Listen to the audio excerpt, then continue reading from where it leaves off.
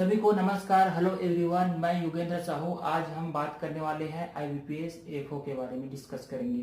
तो सबसे पहले हम देखेंगे कि इसका एग्जाम डेट जो कि आ चुका है, इसके बारे में हम डिस्कस करेंगे। उसके बाद हम बात करेंगे कि आईबीपीएस एफओ का जॉब प्रोफाइल, सैलरी और इसका स्लिप भी बताऊंगा। यूनियन बैंक और पंजाब नेशनल बैंक का सैलरी स्लिप भी आप लोग को बताऊंगा। फिर इसका प्रमोशन कैसे कैसे होता है, स्केल 1 स्केल 2 इसका कैसे कैसे प्रमोशन होता है, इसके बारे में मैं आपको बताऊंगा। उसके बाद इसका जो एग्जाम पैटर्न है, सिलेबस है, ठीक है, प्री इंटरव्यू में कितना नंबर का क्या क्या रहता है, इसका एग्जाम पैटर्न और सिलेबस हम डिस्कस करेंगे। उसके बाद 7 साल का जो कट ऑफ है प्री का और मेंस का, 2018 से 2024 का प्री मेंस का कट ऑफ हम डिस्कस करेंगे। उसके बाद आईबीपीएस एफओ का क्या एलिजिबिलिटी है, एज लिमिट क्या है और फीस क्या है, इसके बारे में डिस्कस करेंगे। तो चलिए सभी पॉइंट को हम क्लियर करते जाते हैं। तो ये सबको पता होगा कि इसका एग्जाम डेट आ चुका है। प्री का एग्जाम 30 अगस्त को है और इसका जो मेंस का एग्जाम है वो 9 नवंबर को है। 9 नवंबर को इसका मेंस का एग्जाम है। चलिए पिछले बार क्या क्या हुआ था थोड़ा सा समझ लेते हैं ताकि हमें आइडिया लग जाए कि इस बार क्या क्या होने वाला है। ठीक है, डेट बस चेंज है और थोड़ा से मेंस के लिए कम टाइम मिला था पिछले बार, इस बार ज्यादा टाइम मिल रहा है। तो सबसे पहले हम क्या करते हैं, फॉर्म भरते हैं। 1 अगस्त से 21 अगस्त तक पिछले बार फॉर्म भरे थे। फॉर्म भरने के बाद उसके बाद एडमिट कार्ड आ गया था, नवंबर में ही एडमिट कार्ड आ गया था। उसके बाद प्री का एग्जाम हुआ था नवंबर में और नवंबर में ही इसका रिजल्ट आ गया था। इसका रिजल्ट कैसे आता है, पहले आपको बताया जाएगा कि आप क्वालिफाई हुए हो कि नहीं हुए हो मेंस के लिए। क्वालिफाई हुए हो तो फिर आप मेंस दिला सकते हो, यदि नहीं हुए हो तो नहीं दिला सकते। फिर इसका स्कोर कार्ड आता है, 1 हफ्ते बाद आता है। तो 2 स्टेप में मतलब समझ सकते हो, इसका आता है रिजल्ट। ठीक है, पहले में आप क्वालिफाई हुए हो कि नहीं हुए वो बताया जाएगा, उसके बाद दूसरे में आपका स्कोर कार्ड बताया जाता है। ठीक है, फिर इसके बाद मेंस का एडमिट कार्ड आएगा। ठीक है, यदि आप क्वालिफाई हो गए हो तो। उसके बाद क्या होता है, मेंस का एग्जाम डेट देखो, नवंबर में एग्जाम हुआ और फिर मेंस का एग्जाम दिसंबर में हो गया, कंडक्ट करवाया आईबीपीएस एफओ ने। उसके बाद इसका रिजल्ट कब आ गया, जनवरी फरवरी में इसका रिजल्ट आ गया। ठीक है, मतलब अगले ही महीना।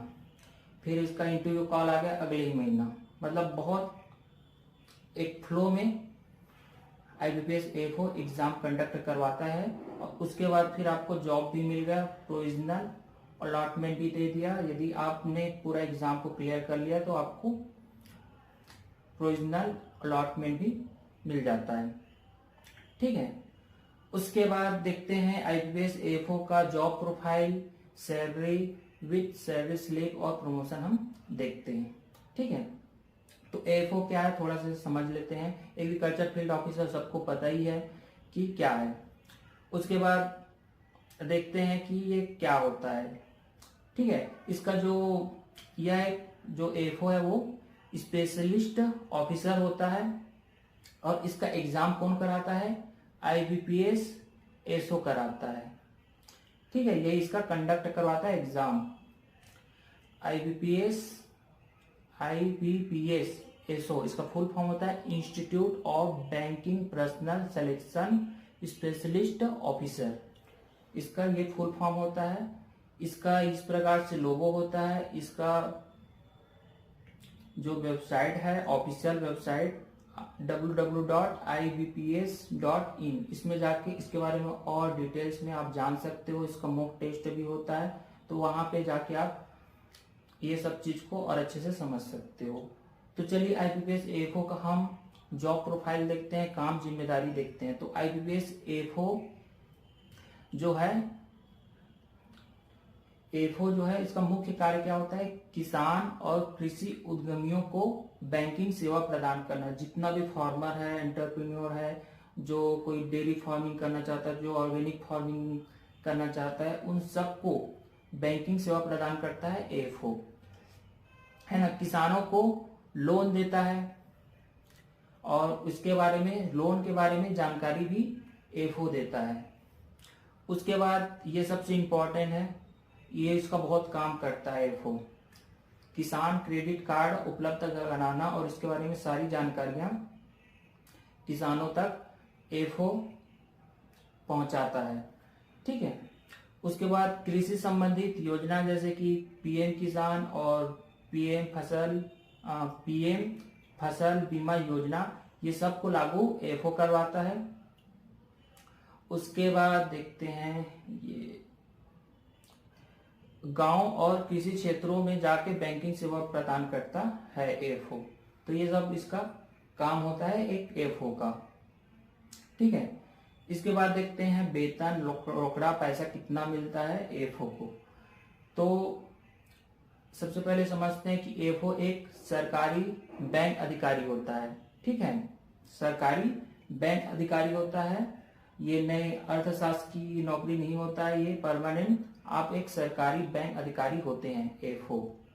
इसका वेतन अट्रैक्टिव होता है। प्रारंभिक बेसिक पे कितना होता है, तो 48,000 से 52,000 होता है प्रति माह। ठीक है, ये 2025 के अनुसार मैं बता रहा हूं। बैंक के हिसाब से भी, बैंक के अकॉर्डिंग भी इसका पेमेंट थोड़ा ऊपर नीचे होता है, लेकिन एक एवरेज देखा जाए तो 48 से 52,000 बेसिक पे होता है। ठीक है। और अन्य भत्ता और सबको मिला के 61 से 70,500 रुपये प्रति माह अलग अलग बैंक के हिसाब से अलग अलग होता है। मैं आगे बैंक स्लिप भी बताऊंगा, सैलरी स्लिप बताऊंगा। ठीक है। देखो, ये जो सैलरी स्लिप है ये पंजाब नेशनल बैंक का है। इसको देखते हैं कितना कितना मिलता है। तो देखो, इसमें बेसिक स्लिप कितना है, बेसिक सैलरी कितना है, तो बेसिक सैलरी इसमें 48,480 रुपया है। महंगाई भत्ता कितना मिलता है, तो 7,625 है। इसमें विशेष भत्ता एसपी अलाउंस कितना है, डीए, तो 14,868 है। क्लोजिंग अलाउंस कितना है, तो 250 रुपया है। लर्निंग नया नया चीज आप सीख रहे हो तो उसका अलाउंस मिलता है 983 रुपया। उसके बाद लोकेशन, आपके लोकेशन के हिसाब से स्थान भत्ता मिलता है कितना, 1,200 रुपये। और टोटल कितना हो गया इसमें, 73,407 रुपये। ठीक है। ये तो अर्निंग हो गई। इसमें डिडक्शन भी होता है, तो डिडक्शन कितना कितना होता है, चलिए देखते हैं।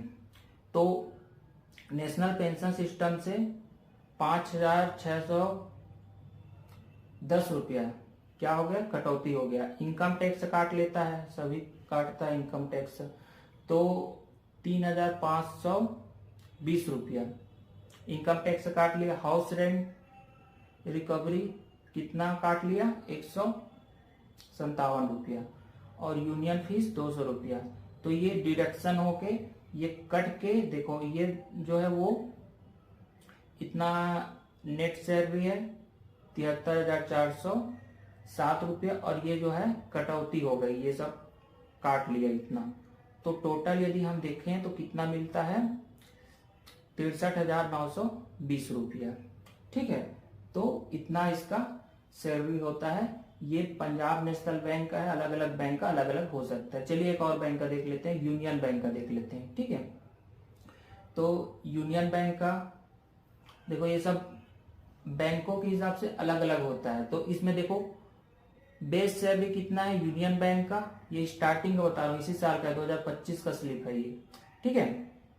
तो उसमें 48,000 था, इसमें 50,000 है। डीए कितना है, तो उसमें करीब 76 था, तो इसमें 8,000 है। तो ऐसे ही होता है, कुछ कम ज्यादा रहता है, 200-400 का, 1,000 रुपया का आगे पीछे रहता है सभी बैंक का। तो इसमें टोटल अर्निंग इसका कितना हो गया, 76,346। ठीक है। अब इसमें डिडक्शन भी होता है, तो ये देखो profession tax, house rent, TDS वगैरह काट के ये इतना काट भी लिया। ठीक है। ये पूरा डिडक्शन होके इतना डिडक्शन हो गया, कटौती हो गया। ठीक है। तो 10,375 रुपया डिडक्शन हो गया। और इसको यदि देखा जाए तो इसका नेट सैलरी 66,000 था। उसमें कितना था? 63 था, है ना? कितना था उसमें? 63 था। ये देखो 63 लगभग 64 के करीब था। और उसमें कितना हो गया? उसमें बढ़ गया, इसमें बढ़ के कितना हो गया?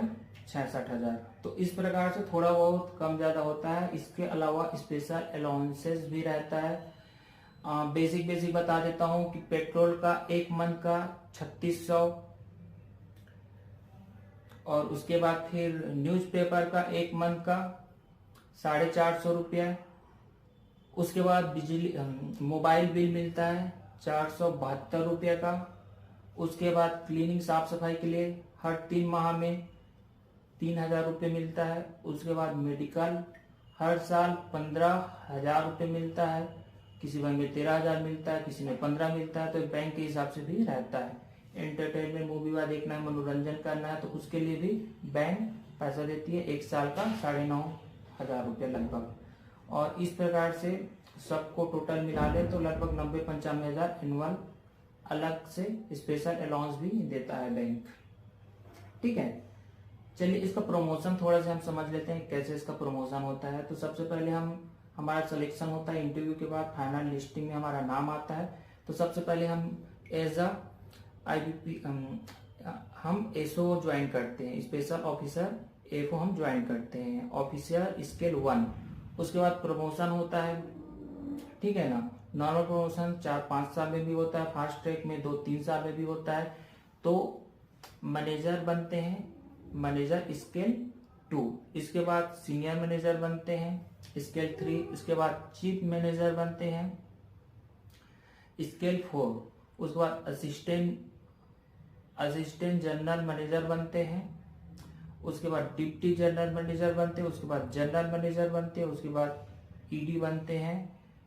उसके बाद चेयरमैन एंड मैनेजिंग डायरेक्टर बनते हैं। तो इस प्रकार से होता है। इसमें रिटर्न एग्जाम भी होता है, इंटरव्यू भी होता है।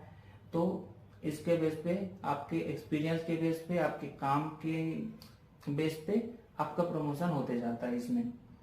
ठीक है, आगे देखते हैं इसका एग्जाम पैटर्न, देखते हैं क्या क्या इसका एग्जाम पैटर्न है। तो इसका एग्जाम पैटर्न रहता है, इसमें 3 सब्जेक्ट आता है प्री में, English language, reasoning, quantitative attitude, और ये सब 50-50 क्वेश्चन रहता है, जिसमें 50-50 मार्क्स रहता है रीजनिंग और क्वांट का। और इंग्लिश का जो रहता है पर क्वेश्चन हाफ नंबर का रहता है, ठीक है ना, 0.5 नंबर का पर क्वेश्चन रहता है। और 25 मार्क्स का होता है इंग्लिश। मीडियम इंग्लिश का इंग्लिश ही रहता है, बाकी रीजनिंग और क्वांट का हिंदी और इंग्लिश दोनों में रहता है। ड्यूरेशन टाइम कितना रहता है? तो 40-40 मिनट, लगभग 48 सेकेंड मिलता है एक क्वेश्चन को सॉल्व करने के लिए। और इसका टाइम कितना रहता है? 120 मिनट। 2 घंटे में 150 क्वेश्चन सॉल्व करनी है, 125 मार्क्स का रहता है। ठीक है, आगे देखते हैं। इसमें निगेटिव मार्किंग भी रहता है, 1-4 इसमें कट ऑफ रहता है, मतलब 0.25 मार्क्स इसमें कटता है। यदि एक क्वेश्चन गलत करोगे तो 4 क्वेश्चन गलत करोगे तो एक आपका सही आंसर खत्म हो जाएगा। ठीक है, तो इस प्रकार से ये रहता है। चलिए इसका सिलेबस हम थोड़ा सा हल्का हल्का जानते हैं, मतलब उतना डीप में तो नहीं जाएंगे, लेकिन थोड़ा सा समझते हैं क्या क्या रहता है।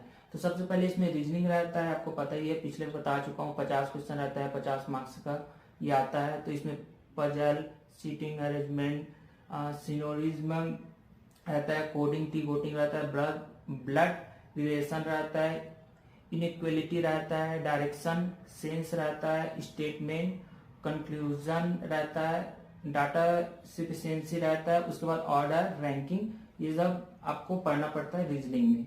ठीक है, और क्वांटिटेटिव एटीट्यूड में देखते हैं तो सिग्निफिकेशंस रहता है, नंबर सीरीज रहता है, डाटा इंटरप्रिटेशन रहता है, परसेंट रहता है, प्रॉफिट लॉस, टाइम वर्क का एवरेज रेशियो, प्रोपोर्शनल रहता है, मिक्सचर रहता है, एलिगेशन रहता है, सिंपल एंड कंपाउंड इंटरेस्ट रहता है, टाइम, स्पीड और डिस्टेंस, ये सब आपको पढ़ना पड़ता है, ठीक है ना, क्वांट में। इंग्लिश लैंग्वेज में देखते हैं तो रीडिंग कॉम्प्रिहेंशन रहता है, इससे बहुत क्वेश्चन आता है। क्लोज टेस्ट होता है, एरर डिडक्शन होता है, सेंटेंस इंप्रूवमेंट हो रहता है, पैराजम्स होता है, पैराजम्स रहता है, और फिल इन द ब्लैंक्स रहता है, वोकैबुलरी रहता है, साइनोनिम्स है ना, एनाटॉमीज रहता है। तो ये सब सिलेबस रहता है प्री का, ठीक है। उसके बाद देखते हैं मेंस का क्या क्या रहता है, क्या क्या एग्जाम पैटर्न है इसका।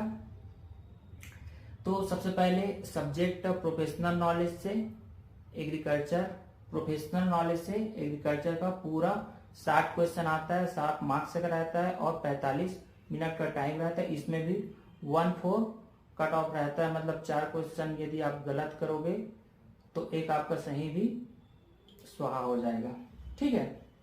और ये टोटल जो है 100 मार्क्स का होता है एग्जाम। जो प्री होता है ओनली वो क्वालिफाइंग होता है, और नंबर और मेरिट बनता है मेंस और इंटरव्यू के बेस पे। तो जो मेंस का मार्क्स होता है वो 80% रहता है, और इंटरव्यू 20 मार्क्स का रहता है। इसका सिलेबस हम देखते हैं तो इसका सिलेबस जितना हम बीएससी में पढ़े हैं वो पूरा सिलेबस इसमें रहता है। तो इसमें एग्रोनॉमी रहता है, basis of agriculture, agronomy, types of farming, dry land, irrigated, और ये सब रहता है, cropping system, soil science, tillage, seed bed preparation, और ये क्रॉप प्रोडक्शन प्रैक्टिसेस, ये सब रहता है। Soil science and water, soil types, properties, soil fertility, productivity, irrigation method, water conservation, ये सब हमें पढ़ना पड़ता है। मतलब जितना हम बीएससी में पढ़े वो पूरा का पूरा इसमें है, ठीक है। एग्रीकल्चर इंजीनियरिंग, फार्म मशीनरी और seed drills, harvesters, renewable energy in agriculture, ये सब रहता है। ये सिलाई, एनिमल हस्बेंड्री से बहुत सारा क्वेश्चन आता है। सबसे ज्यादा यदि एफओ का मेंस में कहीं से क्वेश्चन आता है तो वो इकोनॉमिक्स और ये एनिमल से आता है।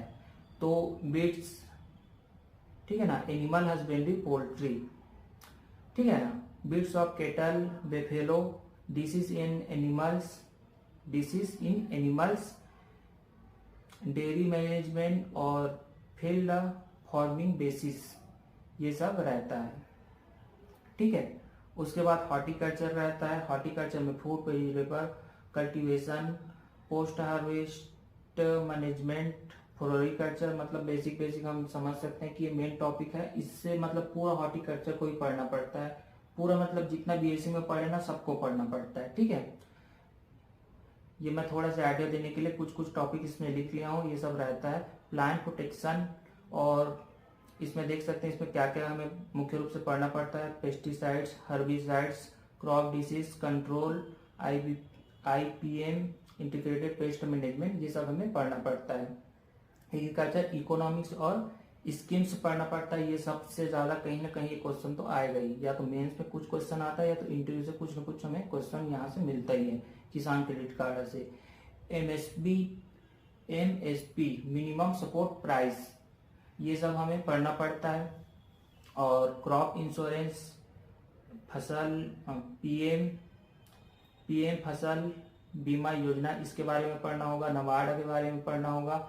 एपीएमसी और एफपीओ, तो ये सब के बारे में पढ़ना पड़ता है। उसके बाद एग्रीकल्चरल फाइनेंस, मार्केटिंग, ये सब हम पढ़ते हैं, ठीक है। फिर करेंट अफेयर इन एग्रीकल्चर, ये सब पढ़ना पड़ता है। बजट पढ़ना पड़ता है, पॉलिसीज पढ़ना पड़ता है एग्रीकल्चर के लिए, और जितना भी गवर्नमेंट का जो भी स्कीम है ये सब पढ़ना पड़ता है। एग्रीवारिस एप्समिस का पूरा जो सिलेबस है वो मिल जाएगा। इसका कोई फिक्स सिलेबस नहीं होता है, लेकिन जो आ रहा है क्वेश्चन उस हिसाब से जो सिलेबस है वो पूरा मिल जाएगा आपको एग्रीवारिस में। तो इसके बाद देखते हैं इसका इंटरव्यू। तो इंटरव्यू में आपका नॉलेज टेस्ट किया जाता है कि आपको कितना नॉलेज नॉलेज के साथ नॉलेज टू टेस्ट नहीं होता है, लेकिन नॉलेज के साथ अब उसको किस प्रकार का अपना नॉलेज को इम्प्लीमेंट कर रहा है, किस तरीके से आप अपने फॉर्मर है, जो भी एम्प्लॉयज हैं, एम्प्लॉयज नहीं बोलना चाहिए, जो आपके कस्टमर हैं, उससे कैसे आप डील कर पा रहे हो, किस तरीके से आप अपना है ना उससे कन्वर्सेशन कर सकते हैं, आपकी कम्युनिकेशन स्किल क्या है, वो सब चीजें आपका इंटरव्यू में जो पैनल होता है, 4 से 5 लोग का पैनल होता है, वो देखते हैं। और 20 से 30 मिनट का ये इंटरव्यू होता है, ठीक है। और ये 20 मार्क्स का होता है, 20 मार्क्स का इंटरव्यू होता है, ठीक है। तो इसका जो सिलेक्शन प्रोसेस होता है कि आपका जो प्री है वो केवल क्वालिफाइंग होता है। आप क्वालिफाइंग होके मेंस में आते हो। मेंस में 80 मार्क्स का होता है मेंस, और 20 मार्क्स का होता है इंटरव्यू, और दोनों को मिला के 100 मार्क्स का टोटल एग्जाम होता है। और इसमें आपका मेरिट बनता है इसी के बेस पे, ठीक है। मेंस जो है वो 7 नंबर का रहता है, 60, लेकिन उसको कन्वर्ट किया जाता है 80 नंबर में, ठीक है। और 80 नंबर फिर मेंस हो जाता है, 20 नंबर इंटरव्यू, और टोटल आपका 100 नंबर में आपका एग्जाम होता है। 100 नंबर का एग्जाम होता है, 100 अंक का एग्जाम होता है, उसी के हिसाब से आपका मेरिट बनता है। इसके बाद देखते हैं कि ऑनलाइन जो प्री का भी और मेंस का भी एग्जाम क्या है, ऑनलाइन होता है, ठीक है। इसमें वीडियो है, आप चाहो तो इसको देख सकते हो कि किस टाइप का एग्जाम होता है ऑनलाइन। एक माउस दिया जाएगा आपको, एक कीबोर्ड रहेगा, एक मॉनिटर रहेगा, और इस प्रकार से पहले आपको पासवर्ड एंटर करना पड़ेगा। पासवर्ड एंटर करने के बाद इस प्रकार से कुछ इंटरफेस रहेगा, जनरल इंस्ट्रक्शन जो है इसमें आपको दिखेगा। उसके बाद आप नीचे स्वाइप करते जाओगे, इसको आप पढ़ सकते हो, कुछ कुछ आपको इसमें जानकारी मिल जाएंगी, क्या क्या है ऑप्शंस है उसके बारे में। तो उसके बाद नेक्स्ट क्लिक करोगे। नेक्स्ट क्लिक करने के बाद इसमें लैंग्वेज का ऑप्शन आता है, आप इसमें लैंग्वेज आप सेलेक्ट कर सकते हो, ठीक है। तो ये सब आप पढ़ सकते हो, किसमें कितना मार्क्स का कौन से सब्जेक्ट का है, पूरा ये बताया हुआ है। उसके बाद ये लैंग्वेज है, इंग्लिश जैसे सेलेक्ट करना है। उसके बाद यहाँ पे ब्लू कलर का एक राइट टिक है, फिर I am ready for beginning करके ऑप्शन आता है, उसको क्लिक करोगे तो उसके बाद फिर ये ओपन हो जाएगा। इस प्रकार से आपको ऑनलाइन मोड में एग्जाम देना होता है।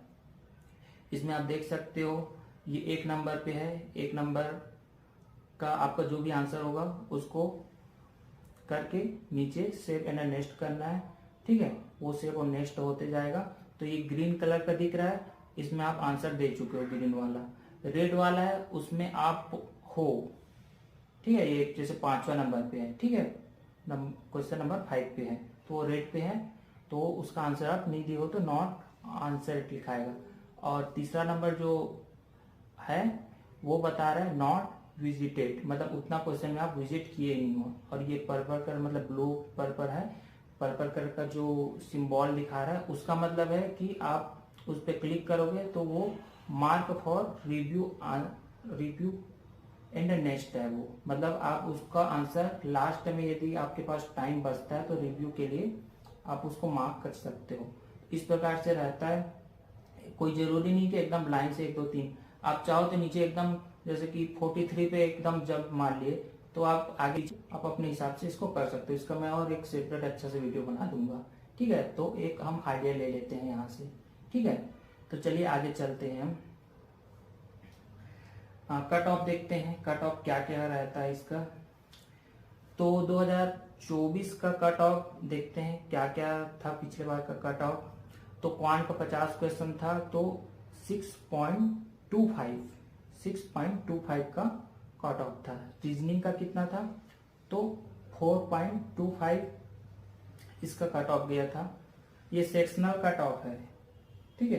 ये इंग्लिश 25 तो 7.75 इतना इसका सेक्शनल कट ऑफ गया था। और ये जनरल का है, ठीक है ना, ओबीसी SC ST में और नीचे जाएगा। और प्री का ओवरऑल कट ऑफ कितना गया था 125 में 51, मतलब सब साल से सबसे हाईएस्ट गया था, ठीक है, सभी साल से हाईएस्ट गया था। मेंस का देखते हैं तो मेंस का देखो सबसे लो दिख रहा है, ये अपवाद है 20 वाला, बाकी सबसे लो पिछले बार, मतलब मेंस में सबसे हाई, नहीं प्री में सबसे हाई और मेंस में सबसे डाउन चला गया। ठीक है, ये सेक्शनल कट ऑफ आपको क्लियर करना पड़ता है ये, और सेक्शनल कट ऑफ के साथ आपको प्री का ओवरऑल कट ऑफ भी क्लियर करना पड़ता है, तब जाके आप मेंस में जाओगे। तो मेंस का भी एक कट ऑफ रहता है, तो ये 17 नंबर जैसे कट ऑफ गया था पिछले बार, तो ये मेंस का कट ऑफ यदि क्लियर करोगे उसके बाद आप इंटरव्यू में जाओगे। तो मेंस का देखो इसमें 60 नंबर में 17 नंबर इसमें कट ऑफ गया था, जनरल का बता रहा हूँ, ये पूरा जनरल का है। ठीक है, और फाइनल कट ऑफ कितना बना था, जब इंटरव्यू हो गया तो प्री मेंस और इंटरव्यू दोनों का मार्क्स को टोटल करके जो फाइनल कट ऑफ बना था वो कितना बना था, 62.27। ये जनरल का है, ओबीसी एससी एसटी में से कम था। ठीक है, उसी प्रकार से आप चाहो तो 7 साल का इसको स्क्रीनशॉट लेके देख सकते हो कितना कितना था। तो इसमें देखते हैं सबसे कम कितना गया था, 6, सबसे हाईएस्ट कितना गया था तो 11। ठीक है, तो इसमें भी देखते हूँ पिछले साल सबसे कम गया था रीजनिंग में, और सबसे हाईएस्ट देखा जाए तो 13 गया था। ठीक है ना, 13.50 ये गया था। इंग्लिश में देखते हैं तो पिछले साल अच्छा खासा गया था, सबसे हाईएस्ट देखा जाए तो 9.50 गया था, और सबसे डाउन देखा जाए तो ये गया था। ठीक है ना, यही है। तो प्री का देखते हैं, प्री का सबसे हाईएस्ट पिछले बार गया था और सबसे डाउन आई थिंक ये है ना 21.25। मेंस का देखते हैं वैसे ही, तो मेंस का पिछले बार सबसे सेकेंड लास्ट डाउन गया था, 2020 में सबसे डाउन गया था। और फाइनल का हम देखते हैं तो फाइनल में सबसे डाउन क्या था, सबसे लोएस्ट क्या था, तो ये 40 है, 40.88, और सबसे हाईएस्ट कितना गया था तो 66.67 था। ठीक है, तो इस प्रकार से जाता है कट ऑफ, यहाँ से आप आइडिया ले सकते हैं, इसका स्क्रीनशॉट ले सकते हैं। तो इतना जो स्लाइड है वो एग्रीवाइजर्स ऐप से में मिल जाएगा, मैं लास्ट में बता दूंगा, ये पूरा स्लाइड आपको मिल जाएगा वहाँ। एलिजिबिलिटी देखते हैं क्या है इसका एलिजिबिलिटी। ठीक है, क्या क्या पात्रता होनी चाहिए।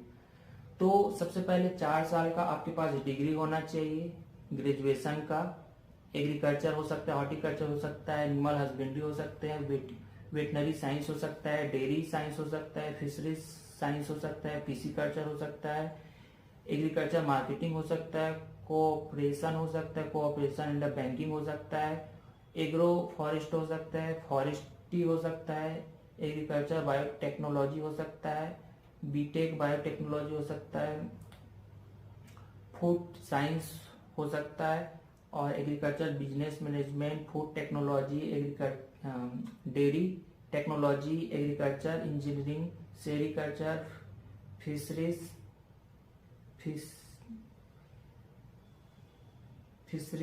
इंजीनियरिंग, ये सब होता है। ठीक है, ये सब डिग्री आपके पास है तो आप अप्लाई कर सकते हो। लेकिन एक चीज और है, मान्यता प्राप्त विश्वविद्यालय संस्था से डिग्री अनिवार्य, ऐसा नहीं कोई फर्जी यूनिवर्सिटी से आपका डिग्री है ना, जो डिग्री बेच रहा है उससे डिग्री ले लिया और आप उससे अप्लाई करो तो वो मान्य नहीं होगा, इनवैलिड हो जाएगा। एज लिमिट देखते हैं, तो इसका एज लिमिट क्या होता है, तो मैक्सिमम मिनिमम जो एज होता है वो 20 साल होता है, मैक्सिमम जो एज होता है वो 30 साल होता है। इसमें रिलैक्सेशन भी मिलता है, छूट भी मिलता है अकॉर्डिंग टू आपकी कैटेगरी के अकॉर्डिंग।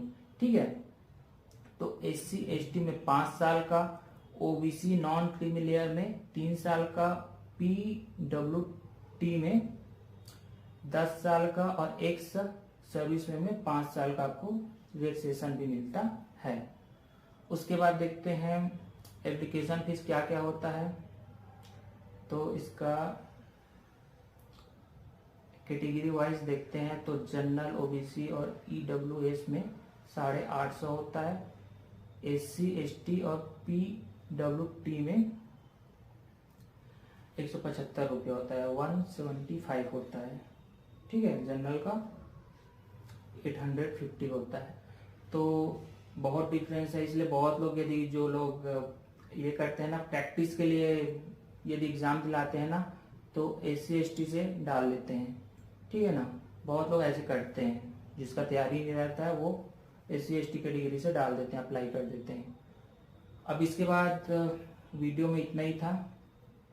मैं आपको फ्री स्टडी मटेरियल, इसका जो सिलेबस है IBPS AFO का वो, और इसका जो प्री का जो टेस्ट है वो, कुछ फ्री स्टडी मटेरियल कहाँ मिलेगा मैं बता देता हूँ आपको। तो सबसे पहले आपको क्या करना है, एग्री वॉरियर्स का एप्स है उसको डाउनलोड कर लो, ठीक है। प्ले स्टोर में जाओ और यहाँ पे आप लिखो एग्री वॉरियर, जैसे इसमें मैं लिख लेता हूँ एग्री वॉरियर। एग्री वॉरियर्स ये है नीचे, आप इसको ओपन कर लेना। आपको शायद आईडी बनाना पड़ेगा, तो इसमें आप अपना नंबर और OTP इसमें डाल के आप इसमें लॉगिन कर लेना। लॉगिन करने के बाद सबसे पहले हमें इसमें जाना है ऑल एग्जाम टेस्ट में। यदि आपको सिलेबस चाहिए तो सिलेबस आपको यहाँ मिल जाएगा, ठीक है। ये वाला सिलेबस है, इसका कोई फिक्स सिलेबस नहीं होता है, लेकिन एक आइडिया आप ले सकते हो यहाँ से क्या क्या आता है इसमें, ठीक है ना। पूरा इसमें आपको सिलेबस मिल जाएगा, प्री प्लस मेंस का इसमें आपको सिलेबस मिल जाएगा। अब आपको टेस्ट चाहिए, तो ये पूरा कॉम्बो है, ठीक है ना। SSC का भी है, टीचर का भी है, बैंकिंग का भी है। बैंकिंग का इतना सारा एग्जाम का पूरा आपको मिलेगा इसमें, ठीक है। फ्री टेस्ट बोलना चाहिए, फ्री टेस्ट। तो इसमें आप नीचे जाओ और इसमें IBPS ASO agriculture field officer, ठीक है, यहाँ पे आप क्लिक करो। क्लिक करने के बाद इसमें आपको प्री प्लस मेंस का प्रैक्टिस सेट मिल जाएगा, ठीक है। 1 और 2 ये आपको फ्री में मिलेगा, 1 2 ये मार्क नहीं हो रहा है, ठीक है। मॉक 1 और मॉक 1 ये दोनों आपको फ्री में मिलेगा। फिर इसको यदि आपको लेना है तो 49 रुपये का पेमेंट करना पड़ेगा, पे करना पड़ेगा। प्री का भी मेंस का भी मात्र 49 रुपये में आपको इसका टेस्ट सीरीज मिल जाएगा। प्लस इसके अलावा जितना भी मैं बताऊंगा, चलिए इसको पहले देख लेते हैं, ठीक है। इसमें आपको क्या क्या मिलेगा, तो जैसे वैसे उसमें एग्जाम होता है IBPS AFO में, वैसे ही सेम इसमें मिलेगा, ठीक है। पहले इंग्लिश, फिर रीजनिंग, उसके बाद क्वांट, तीनों का एग्जाम आप इसमें दिला सकते हो, प्रैक्टिस कर सकते हो। ये फ्री में है, ठीक है। इसमें पैसा नहीं लगेगा, दो ठोक में पैसा नहीं लगेगा आपको, इसको आप फ्री में कर सकते हो, ठीक है। ये 50 नंबर का क्वेश्चन, जैसे कि इसमें कर लो, सेव कर लो, इसके बाद इसको नेक्स्ट करो, तो यस कर लो। उसके बाद नेक्स्ट जैसे ये आ गया तो इसका आप लैंग्वेज चेंज कर सकते हो, ऐसे इस प्रकार से आप लैंग्वेज चेंज कर सकते हो, प्रैक्टिस कर सकते हो, ठीक है। जैसे आपको इंग्लिश में चाहिए तो इंग्लिश में कर लो इसको, हिंदी में चाहिए तो हिंदी में कर सकते हो। तो ये आप फ्री में यहाँ से यूज कर सकते हो, इसको प्रैक्टिस कर सकते हो, टेस्ट दिला सकते हो। मेंस का भी इसमें 50 टॉप मेंस का मिल जाएगा, ठीक है ना। और करीब करीब उसमें 2 टॉप तो फ्री है, और इसमें 10 8 अरे यार इसमें तो 2 है, 8 देखो 2 है, तो करीब 10-15 इसमें फ्री में भी मिल जाएगा और मेंस का भी आपको मिल जाएगा।